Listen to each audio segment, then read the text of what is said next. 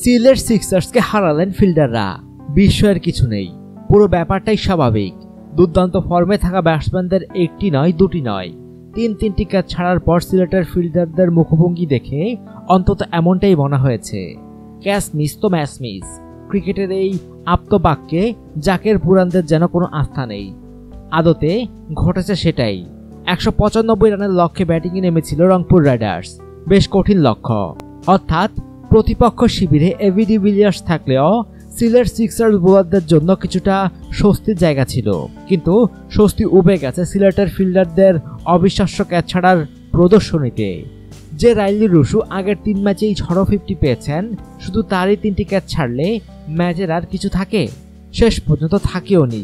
2 প্রোটিয়ার মারমার কাট ব্যাটিংয়ে ঠিকই জয়ের পথে ছিল রংপুর, কিন্তু 14তম ওভারে রংপুরের জয়ের এই সমীকরণটা উল্টে দেন সিলেটের পেসার তাসকিন আহমেদ।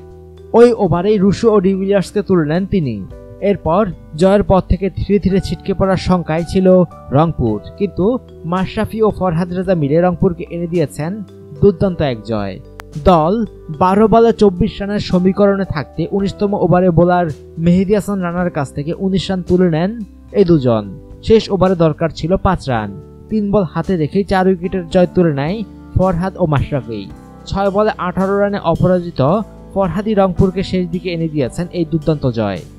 আর তাতে বিদায়ী উপহারটা পেলেন না সিলেট সিক্সার্স অধিনায়ক ডেভিড ওয়ার্নার। এবার বিপিএলে সিলেটের হয়ে এটাই তার শেষ ম্যাচ। চোটের চিকিৎসা করাতে দেশে উড়াল দেবেন এই অস্ট্রেলিয়ান। ফিল্ডাররা তার এই উপহার পণ্ড করার পরিস্থিতি তৈরি করলেও শেষ দিকে কিন্তু সিলেটের বোলাররা আশা জাগিয়েছিলেন। রংপুর 30 বলে 45 রানের দূরত্বে থাকতে 16তম ওভারে মাত্র 3 রান দিয়ে চাপ বাড়ান সিলেটের নেপালি লেগি সন্দীপ লামিচানে। পরের ওভারে 7 রান দিয়ে চাপটা ধরে রাখেন সিলেটের পাকিস্তানি পেসার মোহাম্মদ ইরফান। সিলেটকে ম্যাচ জেতানোর বড় অবদান তাসকিনের। আজ তিনি জোড়ায় জোড়ায় উইকেট নিয়েছেন। রুশো ডিভিলিয়ার্সকে একই ওভারে ফেরানোর পর তাসকিন ম্যাচটা আদতে শেষ করেছেন 18তম ওভারে। ওই ওভারে আবারও জোড়া উইকেট, মিঠুন ও নাহিদুলকে তুলে নেন তিনি। রংপুর তখন 12 বলে 24 রানের সমীকরণ। এখান থেকে 1 ছক্কা ও 2 চারে ইনিংসের জয় ছিনিয়ে আনেন ফরহাদ। অথচ রংপুরের শুরুটা ছিল হতাশাজনক। মোহাম্মদ ইরফানের করা ইনিংসের দ্বিতীয় বলেই আকাশে ক্যাচ তুলে ফিরেছেন ক্রিস গেল। বিপিএলে এই ক্যারিবিয়ানের রান খরা আরও দীর্ঘায়িত হলো।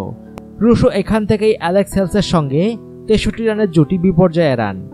হেলস রুশো মিলে প্রথম 6 ওভারেই তুলেছেন 1 উইকেটে 59। রুশো অবশ্য থাকতেন না। এই 6 ওভারের মধ্যে তাকে 1 রান, 12 রান ও 24 রানের জীবন উপহার দিয়েছেন সিলেটের ফিল্ডাররা। উইকেটের পেছনে প্রথম 2টি ক্যাচ ছেড়েছেন জাকির আলী, পরেরটি ছেড়েছেন নিকোলাস পুরান। অনেকেই ভেবেছিলেন সিলেটকে এই 3 ক্যাচ ছাড়ের খেসারত দিতে হবে হাত দিয়ে। সেটাই হতো যদি রুশো কিংবা ডিভিলিয়ার্স আরেকটু সময় উইকেটে থাকতেন। 24 বলে 33 রান করা হেলস 7ম ওভারে ক্যাচ দেন অলোক কাপালির বলে। ম্যাচে এটাই সিলেটের প্রথম ক্যাচ। এরপর রুশো ডিভিলিয়ার্স মিলে 38 বলে 67 রানের এক সুপারসনিক জুটিতে রংপুরের জয়ের সম্ভাবনা জাগিয়েছেন। শেষ পর্যন্ত 14 ওভারে সিলেটের পেসার তাসকিন এসে ভেঙেছেন তাদের জুটি। উইকেটের পেছনে লিটন দাসকে ক্যাচ দেওয়ার আগে 35 বলে 61 রানের আরেকটি দুর্দান্ত ইনিংস খেলেন রুশু। 2 ছক্কা আর 9 চারে জীবন পাওয়ার ভালো সদ্ব্যবহার করেছেন এই প্রোটিয়া। মজার ব্যাপার হলো জাকির 2টি ক্যাচ ছাড়ার পর তার জায়গায় লিটন কিপিং করেছেন কিপিং প্যাড ছাড়াই। রুশু আউট হওয়ার আগের ওভারেও তাকে রান আউটের সুযোগ নষ্ট করেছেন লিটন। সে যাই হোক, রুশু আউট হলেও ডিভিলিয়ার্স উইকেটে থাকায় ভয় ছিল সিলেটের। সত্যি বলতে ভীতি জায়গা নিয়ে ব্যাটিংই শুরু করেছিলেন 360 ডিগ্রি। উইকেটের চারপাশে স্ট্রোক খেলেছেন, কিন্তু তাসকিন ওই ওভারের শেষ বলে বোল্ড করেন ডিভিলিয়ার্সকে। এরপরেই যা একটু স্বস্তি পেয়েছে সিলেটের ফিল্ডাররা। 2 ছক্কা 2 চারে 21 বলে 34 করা ডিভিলিয়ার্সের বিপিএল অভিষেক ভালোই হলো। দল জেতায় তার আরও খুশি হওয়ার কথা। এ তো অভিষেকেই জয়। অনুগ্রহপূর্বক সংবাদটি শেয়ার করুন এবং দেশ বিদেশের সর্বশেষ খবর জানতে স্পোর্টস লাইট সাবস্ক্রাইব করে রাখুন। ধন্যবাদ।